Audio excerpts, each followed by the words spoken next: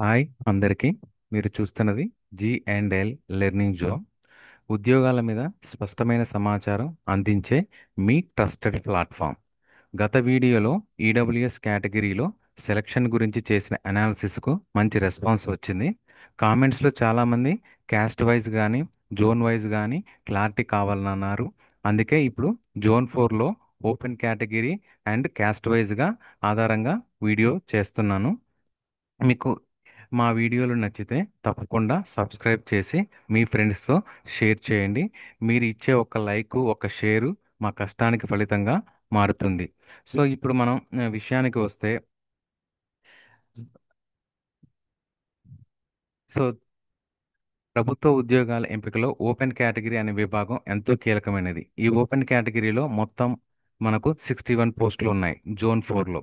So ఈ 61 పోస్టులో 33% అంటే సుమారుగా 20 పోస్టులు మహిళల కోసం, మిగిలిన 41 పోస్టులు పురుషుల కోసం రిజర్వ్ అయ్యాయి. దీన్ని హారిజంటల్ రిజర్వేషన్ అంటారు. ఇప్పుడు మీరు ఇచ్చిన డేటా ఆధారంగా గమనిస్తే మొత్తం మహిళా అభ్యర్థులు కేవలం 20 మంది మాత్రమే ఉన్నారు. అంటే ఇది ఓపెన్ కేటగిరీ అండి. ఓపెన్ కేటగిరీలో ఇప్పుడు మీరు మనం చేసిన డేటా ప్రకారం మొత్తం మహిళా అభ్యర్థులు కేవలం 20 మంది మాత్రమే ఉన్నారు. అంటే ఈ హారిజంటల్ కోటా ప్రకారం వస్తున్న 20 పోస్టులు అన్నీ కూడా ఇక్కడ ఉన్న 20 మహిళలకే వెళ్ళే అవకాశం ఉంది. ఇందులో టాప్ స్కోర్ 95 మార్కులతో బీసీబీ కులానికి చెందిన మహిళ, అలాగే 75 మార్కుల వరకు ఉన్న మహిళలందరూ బీసీ, ఎస్టీ, ఎస్సీ, ఈడబ్ల్యూఎస్ వర్గాలకు చెందిన వారు కూడా ఈ కోటాలోకి వస్తున్నారు. So cut cut off marks కూడా స్పష్టంగా 75గా కనిపిస్తుంది. ఎందుకంటే 20వ స్థానంలో ఉన్న మహిళకు కూడా 75 మార్కులే ఉన్నాయి. అంటే ఓపెన్ కేటగిరీలో మహిళల కోటా కింది ఎంపిక అవ్వాలంటే కనీసం 75 మార్కులు ఉండటం తప్పనిసరి. ఇప్పుడు పురుషుల గురించి తెలుసుకుంటే మహిళలు 20 పోస్టులను తొలగించిన తర్వాత మిగిలిన 41 పోస్టులకు పురుషులు పోటీ పడతారు. ఇక్కడ మనం గమనించదగిన విషయం ఏంటంటే మీరు ఇచ్చిన మనం ఇచ్చిన డేటాలో అతి ఎక్కువగా మార్కులు సాధించిన పురుషులు 95 నుంచి 75 వరకు కనిపిస్తున్నారు.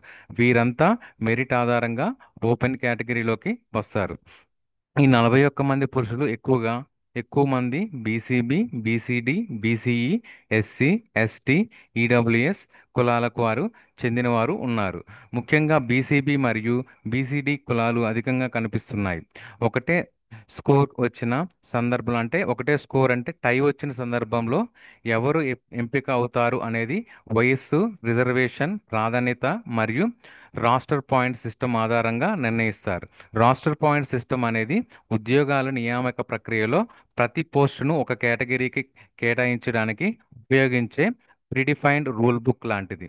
సో అంటే ఎవరు ఓపెన్లోకి వస్తారు, ఎవరు తమ క్యాస్ట్ కోటాలోకి వెళ్తారు అనేది రాస్టర్ ప్రకారం తెలుస్తుంది.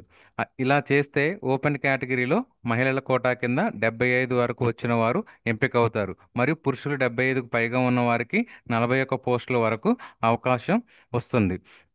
ఇది పూర్తిగా మెరిట్ రిజర్వేషన్ రూల్స్ ఆధారంగా జరగటం వల్ల ఎంపిక ప్రక్రియలో పారదర్శకత ఉండటం సహజం. ఇంకా మిగిలిన జోన్లు మరియు కులాల వారీగా విశ్లేషణ తెలుసుకోవాలంటే జీ అండ్ లెర్నింగ్ జోన్ను యూట్యూబ్ ఛానల్ను ఇప్పుడే సబ్స్క్రైబ్ చేయండి. మీరు ఇంకా సబ్స్క్రైబ్ చేయకపోతే ఇప్పుడే జీ అండ్ ఎల్ లెర్నింగ్ జోన్ను సబ్స్క్రైబ్ చేసి ఇలాంటి ఉపయోగకరమైన విశ్లేషణలను మిస్ అవ్వకుండా ఉండండి. మీరు చూస్తున్న ప్రతి వీడియోను మీ ఫ్రెండ్స్కి షేర్ చేస్తే నా కష్టానికి మీరు అందించే అద్భుతమైన మద్దతు అవుతుంది. సో ఇది మనకి ఓపెన్ కేటగిరీలో ఇచ్చిన లిస్ట్ అండి. దీని తర్వాత మనం క్యాస్ట్ల వైజ్గా కూడా లిస్ట్ అనేది ప్రిపేర్ చేశాను. ఆ క్యాస్ట్ వైజ్గా ఎలా ఉందో ఇప్పుడు చూద్దాం. సో జోన్ 4లోని బీసీఏ కేటగిరీ, జోన్ 4లోని బీసీఏ కేటగిరీ ఫలితాల విశ్లేషణకు వస్తే మొత్తం పోస్టులు 15 వేకెన్సీ పోస్టులు ఉన్నాయండి. దీంట్లో వాటిలో మహిళల కోటా 33% ప్రకారం చూసుకుంటే 5 పోస్టులు మహిళలకు వెళ్తుంది, మిగిలిన 10 పోస్టులు పురుషుల కోసం ఉంటుంది. ఇది సెలెక్ట్ అయిన అభ్యర్థుల జాబితా కాదని స్పష్టంగా చెప్పాలండి. ఈ వివరాలు ప్రస్తుతం అందుబాటులో ఉన్న డేటాను ఆధారంగా చేసుకొని నేను చేసిన విశ్లేషణ మాత్రమే. మహిళా అభ్యర్థులు ఇప్పటికే ఎంపికైన వారు నలుగురు ఉన్నారు ఇందులో.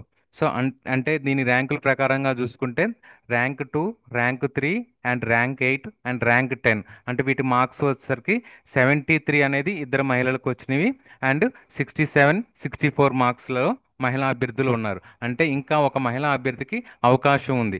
63 మార్కులు వచ్చినా ఎంపిక అయ్యే అవకాశం ఉంటుంది కంపల్సరీగా. ఇంకా పురుషుల అభ్యర్థుల కోసం వస్తే, వివరాల కోసం వస్తే, ర్యాంకుల వైజ్గా ర్యాంక్ 1 4 5 6 7 9 11 అంటే 74 70 69 68 67 64 5 అండ్ 64 మార్కులు వచ్చిన పురుష అభ్యర్థులకి మనకి ఇక్కడ ఎంపికైనట్లు తెలుస్తుంది. అంటే ఇంకా ముగ్గురు పురుషులకి అవకాశం ఉంది. ఎందుకంటే ఇక్కడ మనకి మేల్ క్యాండిడేట్స్ 10కి ఫిల్ అవ్వాలి. సో కానీ ఇక్కడ మనకి ఇచ్చిన డేటా ప్రకారం ఇంకా ముగ్గురు పురుష అభ్యర్థులు తక్కువగా ఉన్నారు. అంటే దీనికి లో మెరిట్ ఆధారంగా కూడా కన్సిడర్ చేసి ఆ ముగ్గురు అభ్యర్థుల్ని కూడా మ్, పరిగణనలోకి తీసుకుంటారు. అంటే ఇక్కడ 64 కంటే తక్కువ మార్కులు ఉన్న ఎంపిక అయ్యే ఛాన్స్ అనేది కంపల్సరీగా కనిపిస్తుంది. సో మహిళల కోటా కింద 5 పోస్టుల్లో 4 ఖాళీలు ఇప్పటికే నిండిపోయాయి. కట్ ఆఫ్ మార్క్స్ ప్రస్తుతానికి 64. 63 మార్కులు అభ్యర్థికి అవకాశం కూడా ఉంటుంది. పురుషుల కోటా కింద 7 పోస్టులు నిండాయి. ఇంకా 3 పోస్టులు మిగిలి ఉన్నాయి. అంటే కట్ ఆఫ్ ప్రస్తుతానికి 64, కానీ 63 లేదా తక్కువ మార్కులు ఉన్న వారికి కూడా ఛాన్స్ అనేది కంపల్సరీగా ఉంటుంది. సంక్షిప్తంగా చెప్పాలంటే మహిళా కోటాలో ఒక పోస్టు ఖాళీ, 63 మార్కులతో అవకాశం ఉంటుంది. పురుషుల కోటాలో 3 పోస్టులు ఖాళీ, 63 లేదా తక్కువ మార్కులతో కూడి ఈ ఎంపిక అయ్యే అవకాశం అనేది ఉంటుంది. సో ఇది మనకి బీసీఏ అనేది జోన్ 4లో వచ్చిన లిస్ట్ ఆధారంగా చేసిన మెరిట్ లిస్ట్ అండి. సో నెక్స్ట్ వచ్చేసరికి జోన్ 4లోని బీసీబీ కేటగిరీలోకి వెళ్దాం. సో బీసీబీ కేటగిరీ ఫలితాల విశ్లేషణకు వస్తే మొత్తం పోస్టులు 16 ఉన్నాయండి. దీంట్లో మహిళల కోటా ప్రకారం 5 పోస్టులు మహిళల కోసం కేటాయించబడింది. మిగిలిన 11 పోస్టులు పురుషుల కోసం. ఇది సెలెక్ట్ అయిన అభ్యర్థుల జాబితా కాదని మళ్ళీ మళ్ళీ స్పష్టంగా చెప్తున్నాను. ఈ వివరాలు ప్రస్తుతం అందుబాటులో ఉన్న డేటాను ఆధారంగా చేసుకొని నేను చేసిన విశ్లేషణ మాత్రమే. మహిళా అభ్యర్థులు ఇప్పటికీ ఎంపికైన వారు 5 మంది ఉన్నారు దీంట్లో, ఈ లిస్ట్లో. సో ఆ లిస్ట్లో ర్యాంక్ వైజ్గా చూసుకుంటే 9, 11, 12 and 15 and 16. So 75 marks, 74, 73 and లాస్ట్లో మనకి 71 మార్క్స్ వచ్చిన మహిళా అభ్యర్థులు ఇద్దరు ఉన్నారు.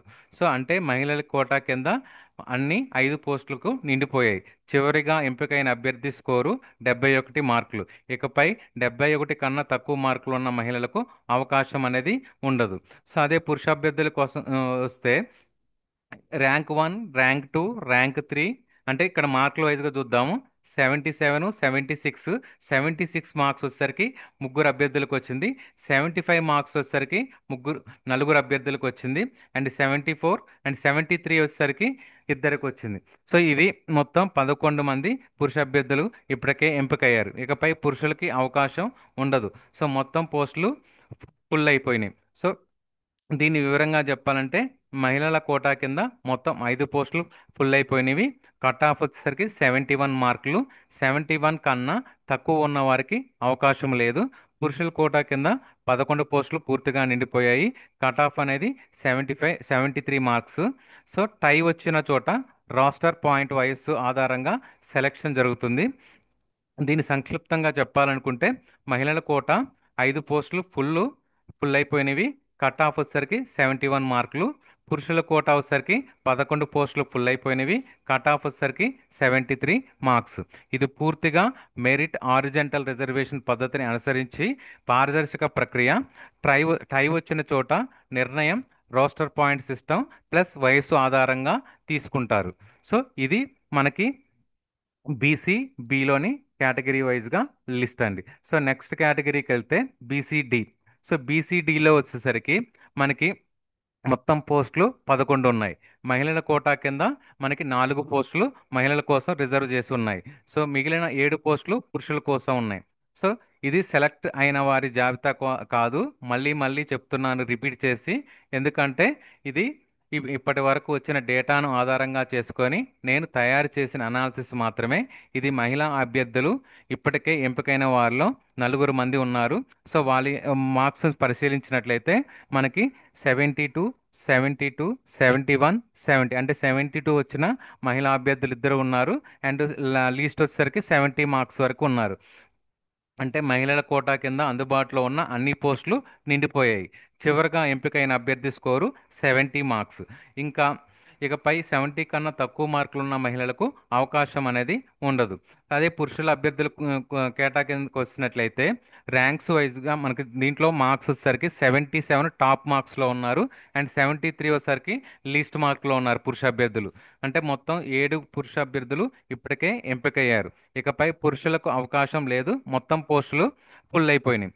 సో దీన్ని వివరంగా చెప్పాలనుకుంటే మహిళల కోటా కింద మొత్తం 4 పోస్టులు ఫుల్ అయిపోయినవి. కట్ ఆఫ్ వచ్చేసరికి 70 మార్క్స్. 70 కన్నా తక్కువ ఉన్న వారికి అవకాశం అనేది ఉండదు. పురుషుల కోటా కింద 7 పోస్టులు పూర్తిగా నిండిపోయాయి. కట్ ఆఫ్ వచ్చేసరికి 73 మార్క్స్. టై వచ్చిన చోట రోస్టర్ పాయింట్ వయసు ఆధారంగా సెలక్షన్ అనేది జరుగుతుంది. సో దీన్ని సంక్షిప్తంగా చెప్పుకోవాలనుకుంటే మహిళల కోట 4 పోస్టులు ఫుల్ అయిపోయినవి. కట్ ఆఫ్ వచ్చేసరికి 70 మార్క్స్. పురుషుల కోట వచ్చేసరికి 7 పోస్టులు ఫుల్ అయిపోయినవి. కట్ ఆఫ్ వచ్చేసరికి 73 మార్క్స్. సో ఇది మనకి జోన్ 4లోని బీసీడీ కేటగిరీకి సంబంధించిన ఎనాలిసిస్ అండి. సో నెక్స్ట్ వన్ వచ్చేసరికి జోన్ 4లోని బీసీఈ కేటగిరీ. సో బీసీఈ కేటగిరీలో మనకి మొత్తం ఖాళీ పోస్టులు 7 అండి. మహిళల కోటా కింద 33% ఆధారంగా తీసుకుంటే 2 పోస్టులు మహిళలకు కేటాయించవచ్చు. సో మిగిలిన 5 పోస్టులు మేల్ క్యాండిడేట్స్కి వస్తుంది. ఇది సెలెక్ట్ అయిన వారి జాబితా కాదు, మళ్ళీ మళ్ళీ రిపీట్ చేస్తున్నాను. ఇప్పటి వరకు వచ్చిన డేటాను ఆధారంగా చేసుకొని నేను తయారు చేసిన అనాలిసిస్ మాత్రమే. ఇది మహిళా అభ్యర్థులు ఇప్పటికే ఎంపికైన వారు 2 మంది ఉన్నారు. దీంట్లో 75 మార్కులు 73 మార్కులు వచ్చిన వాళ్ళు ఉన్నారు. సో టాప్ మార్క్స్ వచ్చేసరికి మహిళల్లో 75 మార్క్స్, లీస్ట్ వచ్చేసరికి 73 వరకు ఉంది. అంటే మహిళల కోటా కింద అన్ని 2 పోస్టులు నిండిపోయాయి. చివరగా ఎంపికైన అభ్యర్థి స్కోర్ వచ్చేసరికి 73 మార్క్స్. ఇకపై 73 కన్నా తక్కువ మార్కులు ఉన్న మహిళలకు అవకాశం అనేది ఉండదు. అదే పురుషుల అభ్యర్థుల కేటగిరీకి వచ్చినట్లయితే దీంట్లో మనకి హైయెస్ట్ మార్క్స్ వచ్చేసరికి 76 మార్క్స్ అండ్ లోయెస్ట్ మార్క్స్ వచ్చేసరికి 66 మార్క్స్. మొత్తం 5 పురుష అభ్యర్థులు ఇప్పటికే ఎంపికై అయ్యారు. ఇకపై పురుషులకి అవకాశం లేదు, మొత్తం పోస్టులు ఫుల్ అయిపోయినవి. సో దీన్ని వివరంగా చెప్పాలనుకుంటే మహిళల కోటా కింద 2 పోస్టులు ఫుల్ అయిపోయినవి. Cut off 73 marks. 73 కన్నా తక్కువ ఉన్న వారికి అవకాశం అనేది ఉండదు. సో పురుషుల కోటా కింద 5 పోస్టులు ఫుల్ అయిపోయినవి. కట్ ఆఫ్ వచ్చేసరికి 66 మార్క్స్. టై వచ్చిన చోట రోస్టర్ పాయింట్ వయస్సు ఆధారంగా ఎంపిక నిర్ణయించబడుతుంది. దీన్ని సంక్షిప్తంగా చెప్పాలనుకుంటే మహిళల కోట 2 పోస్టులు ఫుల్, కట్ ఆఫ్ వచ్చేసరికి 73 మార్క్స్. పురుషుల కోట వచ్చేసరికి 5 పోస్టులు ఫుల్, కట్ ఆఫ్ వచ్చేసరికి 66 మార్క్స్. ఇది పూర్తిగా మెరిట్ హారిజంటల్ రిజర్వేషన్ ఆధారంగా జరిగిన పారదర్శక ప్రక్రియ. నెక్స్ట్ వన్ వచ్చేసరికి మనకి జోన్ 4లో ఎస్సీ కేటగిరీ అండి. సో జోన్ 4 ఎస్సీ కేటగిరీలో చాలామంది అభ్యర్థులు ఉన్నారు. వేకెన్సీస్ కూడా మనకి 28 ఉన్నాయండి. మహిళల కోటా కింద 33% ప్రకారం చూసుకుంటే 9 పోస్టులు మహిళల కోసం వస్తుంది. మిగిలిన 19 పోస్టులు పురుషుల కోసం ఉంటుంది. ఇది సెలెక్ట్ అయిన వారి జాబితా కాదు, ఇప్పటికీ వరకు వచ్చిన డేటాలను ఆధారంగా చేసుకొని నేను తయారు చేసిన అనాలిసిస్ మాత్రమే. ఇది మహిళా అభ్యర్థులు ఇప్పటికే ఎంపికైన వారు 9 మంది ఉన్నారు. సో ఆ 9 మంది అనేది మనకి మార్క్స్ ప్రకారంగా చూసుకుంటే 75, 73 అనేది ఇద్దరు మహిళా అభ్యర్థులకు వచ్చింది. అండ్ 72, 71 అనేది ముగ్గురు మహిళా అభ్యర్థులకు వచ్చిందండి. 70 అండ్ 66 అంటే మనకి ఇక్కడ మొత్తం 9 మంది ఫుల్ అయిపోయినాయి. మహిళల కోటా కింద మొత్తం 9 పోస్టులు నిండిపోయాయి. చివరి ఎంపికైన అభ్యర్థి స్కోరు 66 మార్క్స్. అంటే 66 కంటే తక్కువ మార్కులు ఉన్న మహిళలకు అవకాశం అనేది ఉండదు. అదే పురుష అభ్యర్థులకు వచ్చినట్లయితే వారు 19 మంది సెలక్షన్ లిస్టులో ఉన్నారు. సో వారి టాప్ మార్క్స్ వచ్చేసరికి 76 male top marks and male least marks వచ్చేసరికి 64 మార్క్స్ అండి. సో మనకి ఇక్కడ లాస్ట్లో చూసినట్లయితే మేల్ కేటగిరీకి 64 అనేది చాలా మందికి వచ్చిందండి. నలుగురికి వచ్చింది. సో ఇది మనకి వాళ్ళ వయసు, వాళ్ళ డేటా ప్రకారం సెలక్షన్ లిస్ట్లో అనేది తీసుకుంటారు. సో పురుషుల కోటా కింద మొత్తం 19 పోస్టులు నిండిపోయాయి. చివరిగా ఎంపికైన అభ్యర్థి స్కోరు 64 మార్క్స్. ఇకపై 64 కన్నా తక్కువ మార్కులను ఉన్న పురుషులను అవకాశం అనేది ఉండదు. సో వివరంగా చెప్పాలనుకుంటే మహిళల కోటా కింద మొత్తం 9 పోస్టులు ఫుల్ అయిపోయినవి. కట్ ఆఫ్ వచ్చేసరికి 66 మార్క్స్. సో మహిళల కోటాలో కట్ ఆఫ్ మార్క్స్ వచ్చేసరికి 66 మార్క్స్ వరకే ఉన్నాయి. 66 కన్నా తక్కువ మార్కులు ఉన్న వారికి అవకాశం అనేది లేదు. పురుషుల కోటా కింద మొత్తం 19 పోస్టులు ఫుల్ అయిపోయినవి. కట్ ఆఫ్ 64 మార్క్స్ మాత్రమే. ట్రై వచ్చిన చోట రాష్ట్ర పాయింట్ ప్లస్ వయసు ఆధారంగా సెలక్షన్ అనేది చేస్తారు. దీని సంక్షిప్తంగా చెప్పాలనుకుంటే మహిళల కోట 9 పోస్టులు ఫుల్ అయిపోయినవి. కట్ ఆఫ్ వచ్చేసరికి 66 మార్క్స్. పురుషుల కోటా కింద మనకి 64 మార్క్స్ అనేది కట్ ఆఫ్గా తీసుకోవచ్చు. అదే నెక్స్ట్ మనకి ఎస్టీ జోన్కి వచ్చినట్లయితే, ఎస్టీ కేటగిరీకి వచ్చినట్లయితే, ఎస్టీ కేటగిరీలో మొత్తం పోస్టులు 19 ఉన్నాయండి. మహిళల కోటా కింద 6 పోస్టులు మహిళలకి కేటాయించవచ్చు. మిగిలిన 13 పోస్టులు పురుషుల కోసం. ఇది ఎట్టి పరిస్థితుల్లోనూ మళ్ళీ రిపీట్ చేస్తున్నానండి. ఇది ఎట్టి పరిస్థితుల్లోనూ ఫైనల్ సెలెక్ట్ అయిన అభ్యర్థుల జాబితా కాదు. ఇది కేవలం ప్రస్తుతం అందుబాటులో ఉన్న ర్యాంక్స్ మార్క్స్ డేటా ఆధారంగా నేను చేసిన ఒక విశ్లేషణ మాత్రమే. దయచేసి దీన్ని తుది ఎంపికగా భావించవద్దు. మహిళా అభ్యర్థులు ఇప్పటివరకే ఎంపికైన వారు 5 మంది ఉన్నారండి. సో 5 మంది వచ్చేసరికి మనకి 69 మార్కులు వచ్చిన వాళ్ళు ఇద్దరు ఉన్నారు. 68 మార్కులు వచ్చిన వాళ్ళు ఒకళ్ళు ఉన్నారు. 65, 64 ఇలా మనకి ఐదుగురు మహిళా అభ్యర్థులు ఉన్నారు. సో ఇక ఒక మహిళా అభ్యర్థికి అవకాశం అనేది ఉంటుంది. ఎందుకంటే మనకి మొత్తం 6 పోస్టులకి అవకాశం అనేది ఉంటుంది. సో ఇక్కడ మనకి నేను చేసిన డేటా అనాలిసిస్ ప్రకారం నాకు 5 అభ్యర్థులే ఉన్నారు. సో దీనికంటే లీస్ట్లో ఉన్న ఒక మహిళా అభ్యర్థికి కూడా అవకాశం అనేది వస్తుంది. అంటే 63 మార్క్స్ వచ్చిన ఎంపిక అవ్వచ్చు అని స్పష్టంగా కనిపిస్తుంది. పురుష అభ్యర్థులు ఎంపికైన వారు 11 మంది. సో ఈ 11 మందిలో మనకి టాప్ మార్క్స్ వచ్చేసరికి పురుష అభ్యర్థికి 76 అండ్ లీస్ట్ మార్క్స్ వచ్చేసరికి 63. సో ఇక ఇంకా 2 పురుష అభ్యర్థులకి అవకాశం అనేది ఉంది. అంటే 63 కన్నా తక్కువ మార్క్స్ ఉన్న వారికి కూడా అవకాశం ఉండవచ్చు. సో దీన్ని వివరంగా చెప్పాలనుకుంటే మహిళల కోటా కింద 6 పోస్టులు లభిస్తాయి. ఇప్పటి వరకు 5 ఎంపికైనవి, ఒక పోస్టు మిగిలి ఉంది. కట్ ఆఫ్ వచ్చేసరికి 64 మార్క్స్ పెట్టాను. 63 వచ్చిన వారికి కూడా అవకాశం అనేది ఉంటుంది. పురుషుల కోటా కింద 13 పోస్టులు ఉన్నాయి.